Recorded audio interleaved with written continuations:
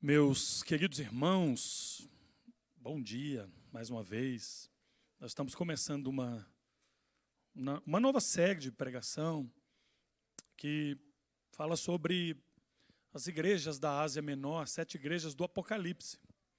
E hoje nós vamos falar da primeira delas. O texto que está em Apocalipse capítulo 2, Apocalipse 2, do versículo 1 ao versículo de número 7.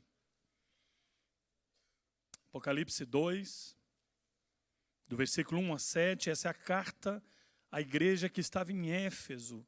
Essas são as 7 cidades, as 7 igrejas da Ásia Menor, região da atual Turquia hoje.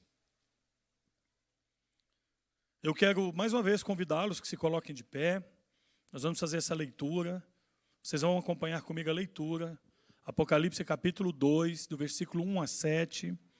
Assim diz a palavra do Senhor ao anjo da igreja em Éfeso, escreve: estas coisas diz aquele que conserva na mão direita as 7 estrelas e que anda no meio dos 7 candeeiros de ouro. Conheço as tuas obras, tanto o teu labor como a tua perseverança, e que não podes suportar homens maus, e que puseste à prova os que a si mesmos se declaram apóstolos e não são, e os achaste mentirosos, e tens perseverança, e suportastes provas por causa do meu nome, e não te deixaste esmorecer. Tenho, porém, contra ti, que abandonaste o teu primeiro amor. Lembra-te, pois, de onde caíste. Arrepende-te e volta à prática das primeiras obras. E se não, venho a ti e moverei do seu lugar o teu candeeiro, caso não te arrependas. Tens, contudo, a teu favor que odeias as obras dos nicolaítas, as quais eu também odeio. Quem tem ouvidos, ouça o que o Espírito diz às igrejas. Ao vencedor, dar-lhe-ei que se alimente da árvore da vida que se encontra no paraíso de Deus. Senhor, mais uma vez, pedimos que o Senhor nos abençoe e fala ao nosso coração. Pelo amor que o Senhor tem no coração pela tua igreja, Deus, pela graça dispensada sobre nós, pela tua fidelidade, nós pedimos que o Senhor fale o nosso coração, que o teu Santo Espírito nos guie. Oramos agradecidos em nome de Jesus. Amém e amém. A igreja pode se assentar. Arthur Pink escreveu um livro muito conhecido chamado Deus Soberano. E ele faz uma pergunta naquele livro: quem governa o mundo, Deus ou Satanás? Porque tem um texto das Escrituras que diz que o mundo jaz no maligno, falando sobre a atuação de Satanás. E essa pergunta ela é feita porque muitas vezes parece que as estruturas de poder, política, cultura são tomadas por forças hostis ao Evangelho. E muitas vezes, aparentemente, parece que a igreja está recuando. O mal parece prevalecer no nosso meio. Coisas começam a acontecer. Eu, por exemplo, fui pastor de muitos venezuelanos. E aí, de repente, você olha e vê prédios caindo por causa de um terremoto. Morte de pessoas, guerras, coisas assim que trazem tanta tristeza ao nosso coração e a gente começa a questionar, mas onde está Deus no meio de tudo isso? Por que Deus está permitindo tudo isso? O que está por detrás de tudo isso? Isso tem muito a ver com o texto que nós acabamos de ler. A carta do Senhor Jesus, à igreja de Éfeso, é escrita em um momento, em um contexto em que a igreja sangrava. Ela estava sendo massacrada, ela estava sendo queimada viva, ela estava sendo sacrificada. Levanta o segundo Nero, Domiciano. Ele é o governador, imperador que está governando naquele momento e ele é atroz na perseguição aos cristãos. Depois que Nero tinha jogado culpa do incêndio de Roma aos cristãos, começa aquela grande perseguição e ela continua com Domiciano e isso vai avançando cada vez mais. Não era fácil ser cristão no primeiro século naquele lugar. não era coisa para covardes. Era difícil. Muito difícil. Então, quando a gente olha para a liderança da igreja, todos os apóstolos, a maioria já tinham sido sacrificados. O último apóstolo vivo é João, que é levado para uma ilha, lá no mar Egeu. Era uma ilha onde eram levados os exilados políticos, religiosos. Então a gente olha para a história e pergunta: onde está Deus? É assim que vai acabar a vida de um dos grandes apóstolos, o apóstolo do amor, aquele que tinha intimidade com Jesus. É assim que vai terminar a história da igreja, sendo perseguida, sendo massacrada. Então, onde o mundo não floria com tantas glórias, onde a escuridão parecia prevalecer, Deus abre uma janela nos céus e mostra que Ele é Deus soberano. E Ele mostra para João todas as coisas que vão acontecer, mostrando que Ele tem a última palavra, mostrando que tudo aquilo que estava acontecendo na vida da igreja não significava que Deus tinha perdido o controle da história e nem da pequena história das nossas vidas. Deus é soberano. E Ele conduz todas as coisas com braço forte. Todas as coisas estão debaixo do seu controle. Então, meus queridos, essa é uma carta. Uma carta enviada a 7 igrejas. E nós vamos meditar hoje na primeira delas, Éfeso. O Senhor mandou 7 cartas. Essas igrejas aqui, elas representam as igrejas de todos os tempos. Não representam, na minha interpretação, uma igreja de cada era. A igreja presbiteriana do Guará 2 pode ter características das 7 cartas ao mesmo tempo. Mas uma carta, aqui, quem aqui viveu na época assim das cartas? Levanta a mão. Os casaizinhos, né, que mandava carta, não tinha, às vezes, nem orelhão, não tinha nem, obviamente que não tinha internet, não tinha WhatsApp, e aí ficava ali um mês esperando uma carta, chegava aquela cartinha, aquela alegria. Meu Deus, era maravilhoso. Mas também teve gente que sofreu com as cartas. Sofreram. Ao abrir uma carta, de repente, você terminava um relacionamento. E aí as pessoas diziam: que covarde!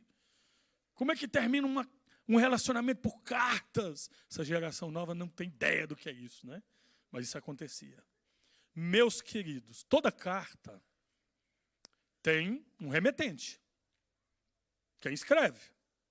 Toda carta tem um destinatário, a quem essa carta será enviada. Toda carta tem um conteúdo. E é sobre isso que nós vamos estudar rapidamente hoje, uma carta à Igreja de Cristo. Esse é o nosso tema. Uma carta à Igreja de Cristo. Então vamos relembrar um pouquinho o contexto dessa carta. Éfeso, a cidade que recebe essa carta, era uma das cidades mais importantes daquela época. Naquela época ela tinha aproximadamente 300 mil habitantes, e para aquela época é muito. Ela era a metrópole da Ásia Menor, o centro comercial, político e religioso. Lá estava o templo de Diana, ou da deusa Artemis, que era considerado uma das 7 maravilhas do mundo antigo. Então, ali existia muito turismo, as pessoas iam para lá. Ali também estava estabelecido o culto ao imperador, e era lei, e não adorar o imperador tinha consequências. Ser cristão em Éfeso tinha um custo muito alto, real. Era um custo social, era um custo econômico e às vezes era um custo da própria vida. Essa igreja ela foi fundada por Paulo, Atos 19. Ela foi pastoreada por Timóteo, depois por João, o mesmo João aqui. E Cristo se dirige como aquele que tem as 7 estrelas na sua mão direita e que anda no meio dos candeeiros de ouro. E nós vamos ver o que significa isso, esse símbolo. O que, na verdade, Jesus está dizendo é o seguinte. Se você olhar aí para o capítulo 1, só volta a sua página aí, o verso de número 20, diz que o Senhor Jesus, ele tem nas mãos as 7 estrelas e ele anda no meio dos 7 candeeiros de ouro. E a gente não pode interpretar esses símbolos como algo literal. E por que nós não podemos interpretar como literal? Porque Jesus nos explica. Olha o versículo 20 do capítulo 1. Está lá, diz assim: quanto ao mistério das 7 estrelas que viste na minha mão direita e aos 7 candeeiros de ouro, eu vou explicar para vocês. As 7 estrelas são os anjos das 7 igrejas, provavelmente os 7 pastores, os líderes da igreja. E os 7 candeeiros são as 7 igrejas. Então, a gente precisa fazer hermenêutica, usar os princípios da interpretação, para quando a gente identificar esses símbolos, não alegorizar, mas a gente interpretar à luz do que as Escrituras apontam para a nossa edificação. Então, a questão de saber que os líderes estão nas mãos de Deus e que o Senhor anda no meio da sua igreja, mostra para a igreja que, primeiro, Deus está presente e, segundo, que Ele é soberano. No meio de um contexto instável, de que muitas pessoas estão sendo ameaçadas, correndo risco de morte. Então, esse era um pouco do contexto daquela carta, daquela cidade. Então, vamos pensar na carta. O tema do sermão é uma carta à igreja de Cristo. Então, vamos ir para os detalhes dessa carta. Primeiro, quem é o remetente dessa carta? Versículo 1 e 2 diz assim: ao anjo da igreja em Éfeso escreve: estas coisas diz aquele que conserva na mão direita as 7 estrelas e que anda no meio dos 7 candeeiros de ouro. Então, como nós podemos reconhecer o remetente dessa carta? Primeiro, é aquele que tem a liderança da igreja de todos os tempos nas suas mãos.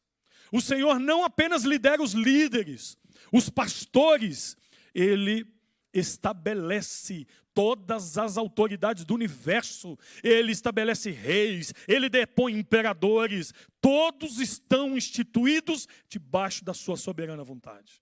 E o que Ele está dizendo para a igreja: eu tenho os seus líderes nas minhas mãos, eles foram estabelecidos por mim, eu os estou cuidando. Então essa é uma mensagem para que a igreja entenda, naquele momento de perseguição, naquele momento que muitos talvez estivessem duvidando da presença de Deus. Ele está dizendo 2 coisas: os seus líderes estão nas minhas mãos, e depois, eu caminho entre vocês, eu conheço a dor de vocês, eu sei tudo que vocês estão passando.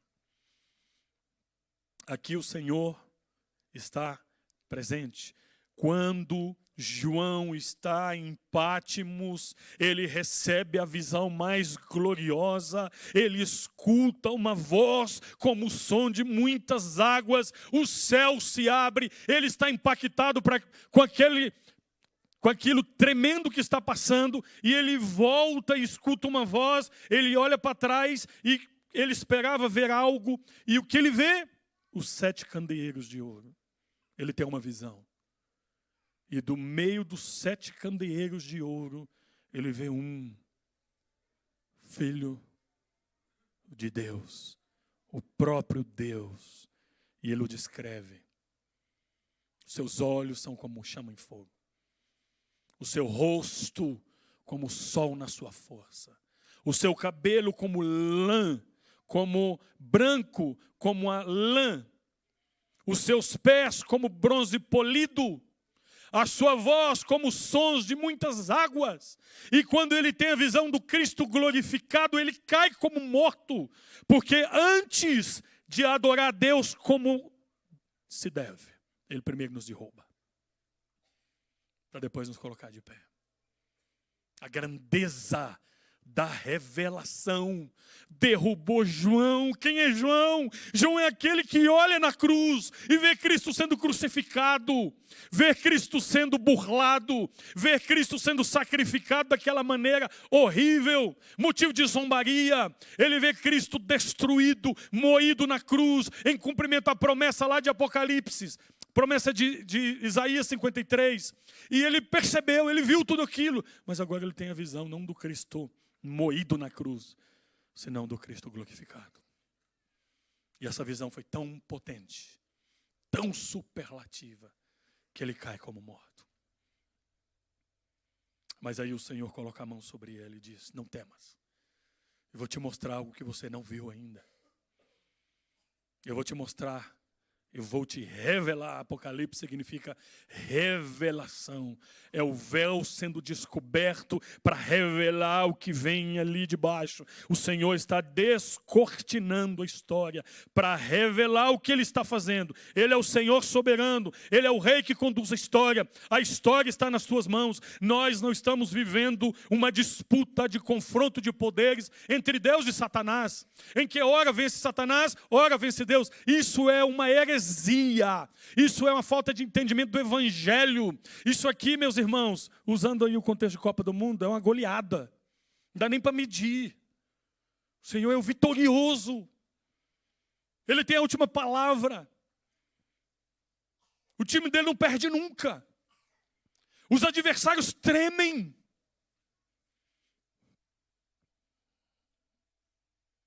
Então, o remetente é aquele que tem os líderes nas suas mãos. Ele os estabelece. O remetente é aquele que anda no meio da sua igreja. Ele conhece a sua igreja. Ele sabe tudo a respeito dela. Ele conhece a sua dor.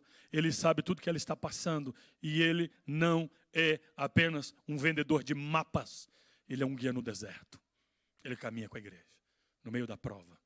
No meio da dor e no meio da luta.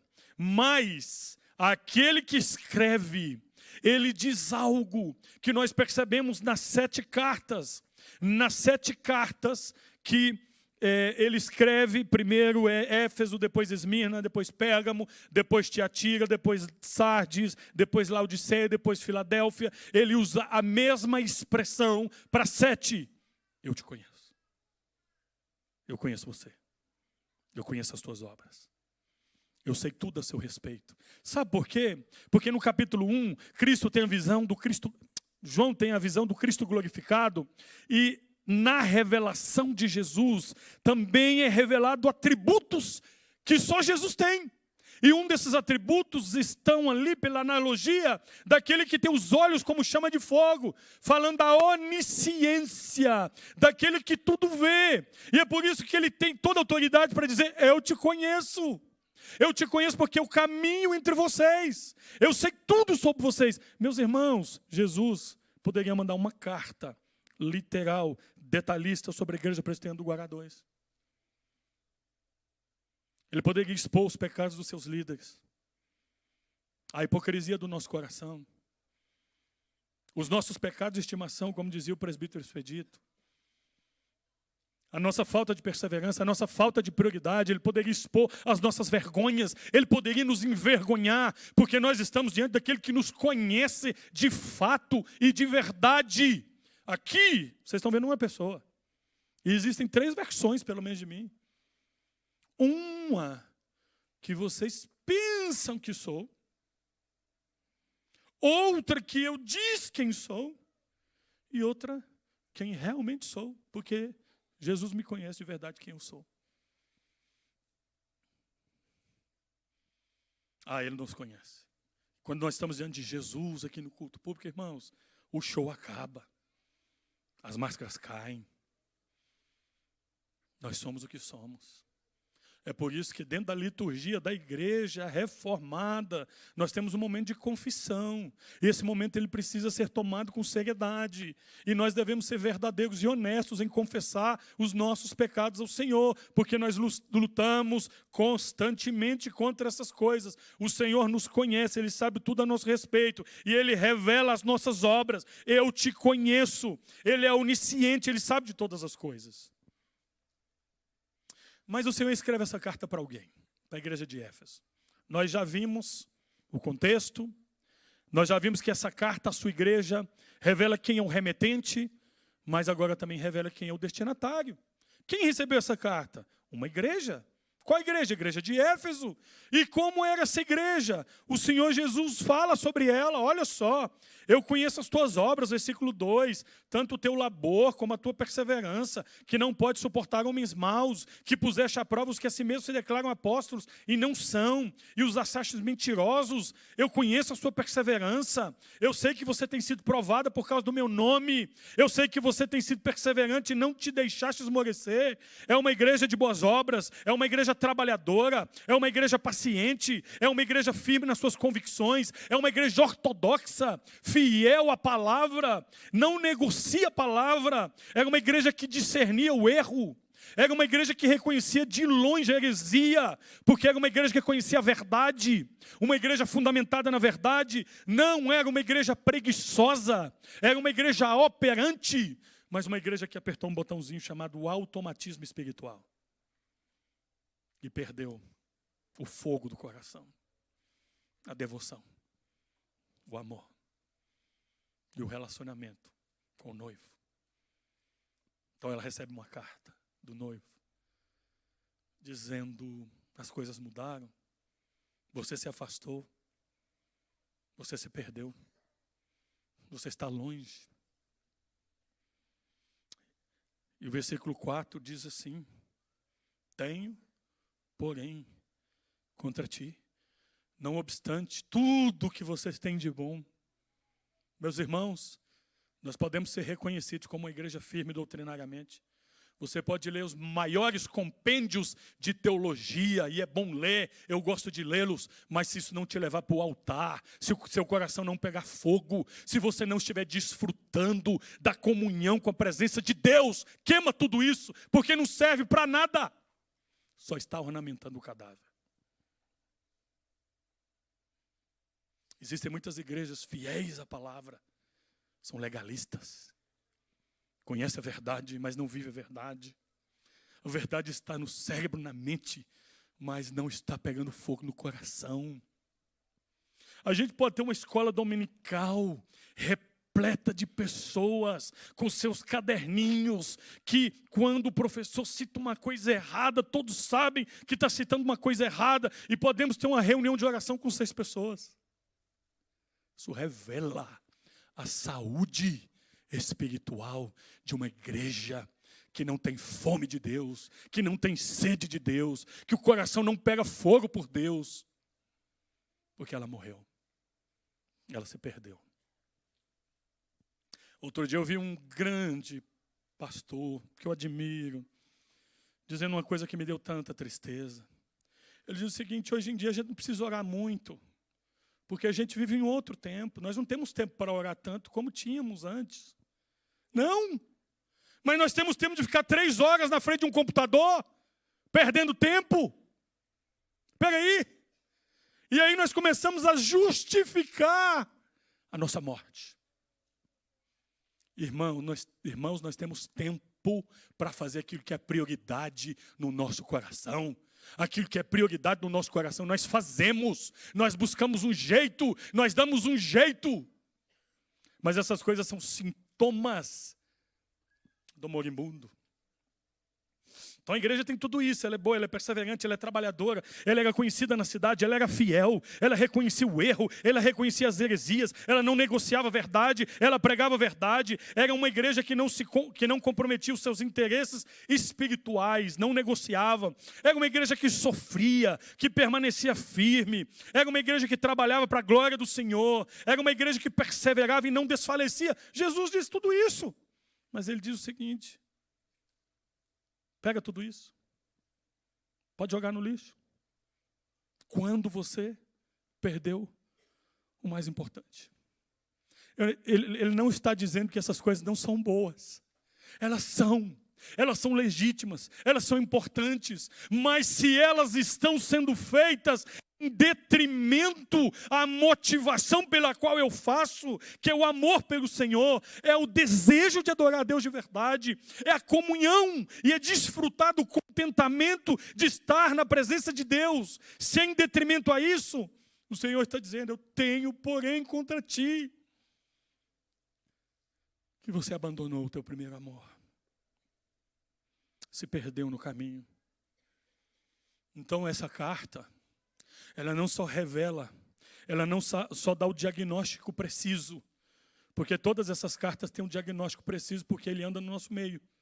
Ele está no meio dos 7 candeeiros de ouro, que são as 7 igrejas. Então ele conhece cada rincão, ele conhece cada lugar, ele sabe de tudo, ele conhece a liderança, ele conhece os defeitos, ele conhece os pecados de estimação, ele conhece tudo aquilo que tem impedido essa igreja de avançar, e ele conhece todas as coisas. Então ele adverte a igreja da seguinte maneira: tenho, porém, contra ti que abandonaste o teu primeiro amor. Havia perdido a espiritualidade. E o que é perder a espiritualidade, meus irmãos? É perder a presença do próprio Cristo. É abandonar aquilo que faz a igreja ser o que ela tem de melhor. Quando nós substituímos Jesus pelo templo, Jesus pela agenda, Jesus pelos livros, Jesus pela tradição, Jesus pela forma de governo, Jesus pela nossa cultura, nós negociamos aquilo que nós temos de mais precioso. Nós perdemos a comunhão. Nós perdemos o entusiasmo. Nós perdemos a devoção. E usando uma analogia, nós deixamos a cruz para trás. Continuamos a jornada sem a cruz. Isso é terrível. Então o Senhor adverte essa igreja. E na carta, ele chama essa igreja para uma revisão. Nós somos chamados para fazer uma introspecção. Uma revisão. Revisar os nossos atos. Revisar a nossa vida. Revisar o nosso semestre. Revisar nosso culto. Revisar o nosso casamento. Revisar a educação dos nossos filhos. Revisar como nós temos trabalhado para o Senhor. É uma revisão geral. E o Senhor mostra o caminho. Ele diz o seguinte, olha só, o versículo 5, lembra-te, pois, de onde caíste. É o princípio da revisão. O Senhor aponta um caminho de restauração. E esse caminho começa com lembrar. Onde foi que você caiu? Onde foi que você se perdeu? Onde foi que você começou a negociar as coisas pelo próprio Senhor Jesus? Eu fico lembrando daquele momento que Davi era o Davi, Deus estava abençoando tanto Davi, o reino estava prosperando, e o Davi não vai para a guerra, ele fica no palácio, e de repente ele vê uma mulher que não é a sua, e ele a deseja, e ele peca contra o Senhor, contra Israel, contra aquele homem, contra aquela mulher, e o coração dele endurece, e ele deixa de adorar, ele deixa de orar ao Senhor, e Deus levanta um Natã, o seu pastor, para ir lá confrontá-lo, e talvez fosse assim, Davi, você deixou de adorar? Cadê a harpa, Davi? Você deixou de cantar. O seu coração está duro. O que aconteceu com você, Davi? Mas decisões que nos afastam da presença do Senhor, o melhor lugar para estar. Como dizia na vigília, Tiago trouxe uma palavra aqui na vigília, ele diz assim, que o melhor lugar para estar é na presença de Deus. Porque se um dia na presença de Deus vale mais do que 1000, ele diz então, toda a eternidade com o Senhor. Olha que coisa maravilhosa, irmãos. Desfrutar da presença de Deus é o chamado dessa carta. A revisão é para isso. Cada um dos seus membros em Éfeso precisava fazer um inventário pessoal, uma revisão. Vocês abandonaram o primeiro amor quando vocês substituíram o amor por Jesus pela ortodoxia, pela doutrina, pelo trabalho, pela agenda. Também o abandonamos quando substituímos até pelo nosso zelo religioso. Em nome do zelo religioso, isso é tão forte que eu abandono o próprio Cristo.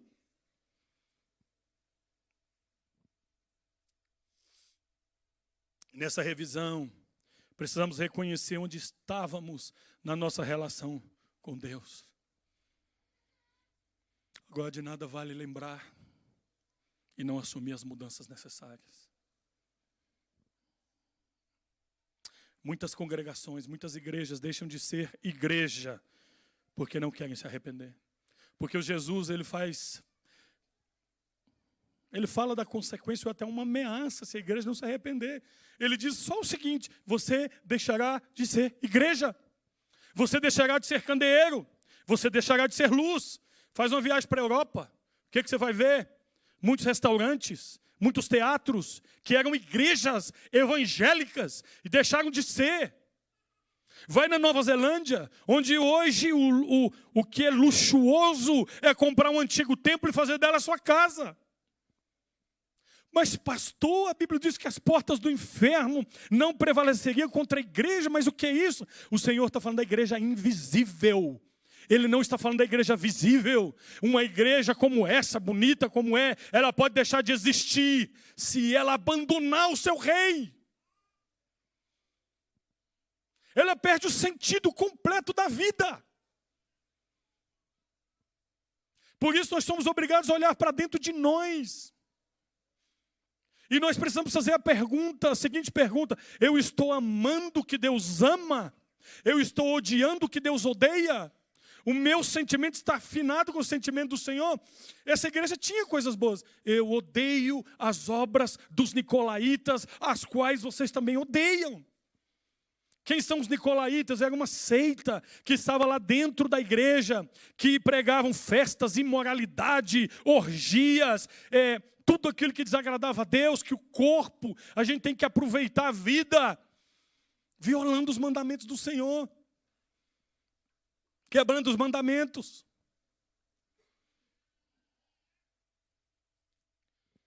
Então, meus irmãos, o Senhor propõe um caminho de restauração para a igreja, para você e para mim. Lembra-te a importância de fazer uma viagem no tempo. Lembrar. Arrepende-te. Lembra de onde você caiu e se arrependa. A importância de uma atitude espiritual. Arrependimento é uma obra espiritual. Se arrependa. Urgentemente. Essa é a prioridade. E o Senhor diz: volta à prática das primeiras obras. A importância de assumir as mudanças necessárias. Lembra-te, pois, de onde caíste, te arrependas e volta. E eu não consigo olhar para esse texto e não lembrar de outros textos, mas eu quero trazer à memória dois. O filho pródigo, que saiu de casa, que gastou tudo, malgastou tudo.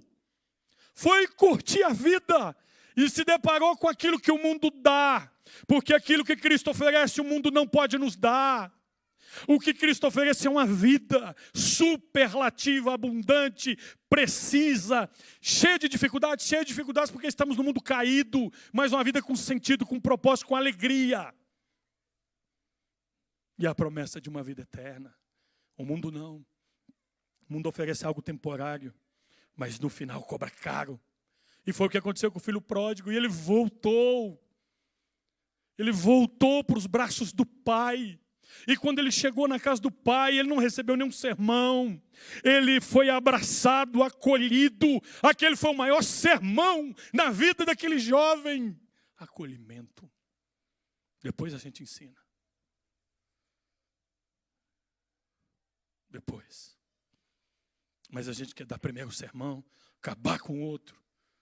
E aí a gente não tem tempo de acolher porque a gente espantou o camarada. Tem tempo para tudo, irmãos. Também me lembro do texto de Oséias. Volta, Israel. Volta para o Senhor. Volta. Volta para o Senhor. Ainda há tempo. A consequência, o Senhor diz, se você não se arrepender, no final do versículo 7, venho a ti, te moverei do seu lugar e o teu candeeiro. Você vai deixar de ser igreja. E no final, o Senhor faz promessas nessa carta para aquela igreja.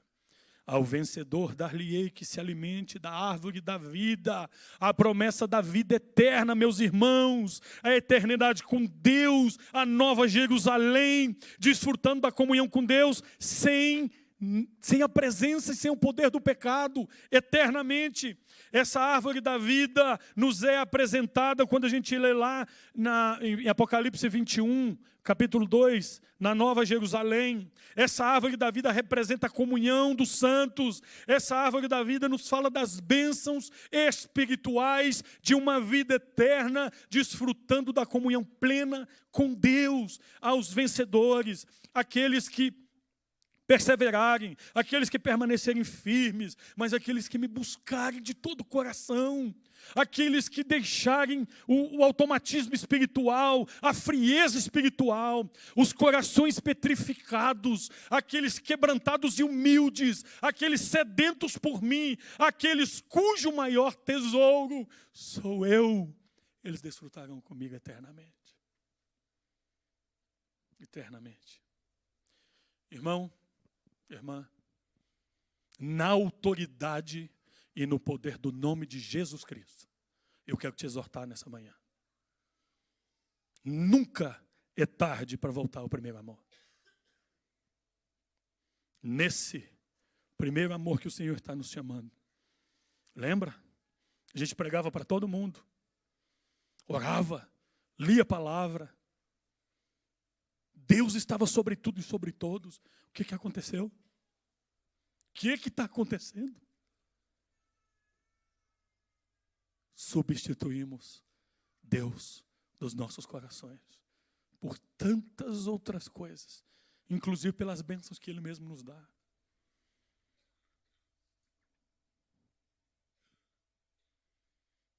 A igreja muito ocupada, trabalhando para o Senhor, mas sem amor sincero por Ele. Programa sem paixão. Talvez muito preocupada com as estatísticas. Mas que se afasta de uma entrega, uma rendição completa aos pés do Senhor. Perdeu a devoção, perdeu o amor. Vamos orar? Vamos abaixar as nossas cabeças, fechar os nossos olhos. Nós temos uma canção, certo?